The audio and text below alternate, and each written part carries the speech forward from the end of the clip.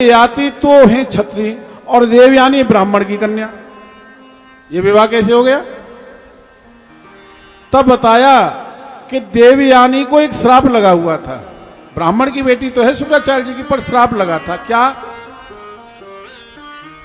शुक्राचार्य जी के महाराज देवयानी के जो पिताजी शुक्राचार्य, वह संजीवनी विद्या के आचार्य हैं, और गुरु बृहस्पति जी जो हैं वो मंत्र वेदता के आचार्य हैं। इन्हीं बृहस्पति जी का बेटा है जिसका नाम था कच्छ। अब इसके मन में आया कि मैं संजीवनी विद्या सीख लूं। संजीवनी विद्या कहते हैं किसी की मृत्यु हो जाती है और उसे जिंदा कर दिया जाता है। शुक्राचार्य जी जानते थे, बलि को जिंदा किया था, कथा में सुना हुआ था। यह विद्या केवल शुक्राचार्य जी के पास में थी, बृहस्पति जी के पास में नहीं थी। तो अपने बेटा को शुक्राचार्य जी के पास में भेजा। शुक्राचार्य जी से वो विद्या सीखने लगा। बृहस्पति जी का बेटा कच्छ बड़ा सुंदर था, और यह देवयानी शुक्राचार्य जी की बेटी भी बड़ी सुंदर थी। अब उस देवयानी ने देखा कच्छ बड़ा सुंदर है, सोचा इसके साथ में मेरा विवाह हो जाना चाहिए। अब एक दिन उस देवयानी ने कहा, अरे कच्छ, मैं तुझसे विवाह करना चाहती हूं। कच्छ ने मना कर दिया। अरे बहन, कैसी बातें करती हो? मैं तो यहां कुछ पढ़ने के लिए आया हूं, सीखने के लिए आया हूं। तुम्हारे पिताजी से विद्या सीख रहा हूं, और जिससे विद्या सीख ली जाती है वो कौन होता है? बोले वो तो गुरु होता है। और बोले तुम्हारे पिताजी मेरे गुरुजी हैं, और तुम मेरे गुरुजी की बेटी हो, तो मेरी तो तुम बहन हो गई, मैं तुमसे विवाह नहीं करूंगा। अब देवयानी को ये बात अच्छी ना लगी। बोले तू ना करे मैं इसमें विवाह? ना करूं। ना करें? बोले ना करूं। बोले ना करें ब्याह? ना करें? ना करूं। बोले तो सुन, तूने मेरे पिताजी जो विद्या सीखी है ना, मेरा श्राप है, तेरी सारी विद्या निष्फल हो जाएगी। श्राप दे दिया और सारी विद्या निष्फल हो गई। और फिर कच्छ ने कहा, सुन देवयानी, तूने मुझे श्राप दे दिया, चल मेरी विद्या तो निष्फल हो गई, गलती मेरी कुछ नहीं है, पर तूने मेरी विद्या को निष्फल होने का श्राप दिया, जा मेरा भी श्राप है, तुझसे कोई भी ब्राह्मण का बेटा विवाह नहीं करेगा। कोई भी ब्राह्मण का बेटा विवाह नहीं करेगा तुझसे। दरअसल यह कमी देवयानी में थी, श्राप लगा हुआ था। लेकिन यह देवयानी अपने को ज्यादा कुछ दिखाया करती थी, ईगो ज्यादा थी। अच्छा, जो ज्यादा दिखावा करे ना, समझ लो इसमें कोई ना कोई कमी है, अपनी कमी छिपाने के लिए दिखावा कर रहा है। कोई कथावाचक आए, ज्यादा दिखावा करे, आडंबर करे, कोई संत हो चाहे महात्मा हो, समझ लेना इसमें कोई विशेष कमी है, उसे छिपाने के लिए आडंबर कर रहा है। हाँ? आप कभी आओ मेरे पास, मेरे रूम के दरवाजे कभी बंद नहीं होते जहां मैं रुकता हूं। आप कभी देख लेना, मैं अंदर से किवाड़ नहीं लगाता हूं।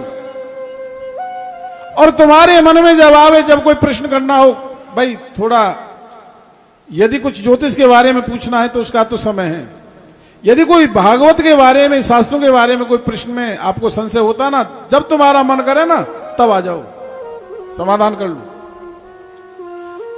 तो देवयानी की एक सखी थी जिसका नाम था शर्मिष्ठा, दैत्यराज बृहस्पति की बेटी थी। दोनों सखी थी, प्रेम बहुत था। देवयानी को श्राप लगा हुआ था, दिखावा ज्यादा करती थी। दिखावा इसलिए करती, कोई ब्राह्मण का कुमार अपना बायोडाटा दे दे, मेरे पसंद कर ले, यही तो बात है। तो अब एक दिन की बात, ये स्नान खेलने गई, और खेलते खेलते फिर सरोवर देखा, स्नान करने लगी, और स्नान करते करते शर्मिष्ठा जल से बाहर निकल आई पहले, और उसने भूल से देवयानी के कपड़ा पहन लिया। अब फिर थोड़ी देर के बाद में देवयानी आई और देखा इसने मेरे कपड़ा पहन लिया। अब क्रोध आ गया उसको, अरे तेरो बाप पंडिताई करे, ये ब्रांडेड कपड़ा कैसे पहना है? देखो तेरो बाप तो है। अरे खबरदार, जो तूने मेरे वस्त्र पहने। उसने कहा मेरे से गलती हो गई। बोले ना। अब यह गाली देने लगी। भागवत जी में लिखा है उससे कुतिया कह दिया है। अब जब कुतिया कहा, यह लिखा है कि कुतिया भी क्या कभी हवि की अधिकारी हो सकती है क्या? अब देवयानी ने जब ये गाली दी तो शर्मिष्ठा से बर्दाश्त नहीं हुई, शर्मिष्ठा ने उसमें मारा जोर से धक्का, वहां था कुआं में गिर गई। अब उधर से राजा याति सकार खेलते खेलते आ रहे थे, परीक्षित क्षत्रिय हैं वो, अब उनको प्यास लगी, अब वो है कुआं में जैसे पात्र डाला रस्सी में, तो रस्सी को पकड़ लिया और फिर रस्सी को खींचा तो फिर हाथ पकड़ लिया, हाथ पकड़ के फिर निकाला और फिर देवयानी बोली अब तो तुम मेरे वही बन गए। क्या बन गए? बोले अब तो मेरे साथ विवाह करो। अरे मैं ऐसे कैसे विवाह कर लूंगा? बोले विवाह तो हो गया, तुमने मेरे हाथों को पकड़ लिया। अच्छा हाथ को क्या कहते हैं संस्कृत में? पानी। तुमने मेरे पानी को ग्रहण कर लिया तो पानी ग्रहण तो हो गया। बोले तुम कौन हो? बोले मैं ब्राह्मण की बेटी हूं, शुक्राचार्य जी की। बोले तो मैं बिल्कुल विवाह नहीं करूंगा, मैं तो क्षत्रिय हूं, ये तो धर्म के खिलाफ बात है। दरअसल में आज इंटरकास्ट विवाह बहुत हो रहे हैं और फिर ज्यादा नहीं चलते वो, यूज एंड थ्रो, ज्यादा नहीं समझ चलता वो। बेटियों से मेरा निवेदन है, बेटियाओ ऐसी जिद मत करो जिससे तुम्हारा भविष्य खराब हो जाए। जरा सी गलती तुम्हारे पूरे भविष्य को खराब कर देती है। माता पिता किसी बिटिया को का बुरा नहीं चाहते, अपनी बेटी का बुरा नहीं चाहते, वो अच्छा ही चाहते हैं।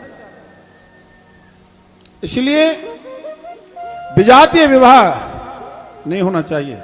विजातीय जब विवाह होते हैं ना तो उन दोनों के संयोग के द्वारा जो संतान होती है ना वही वर्ण संकर होती है।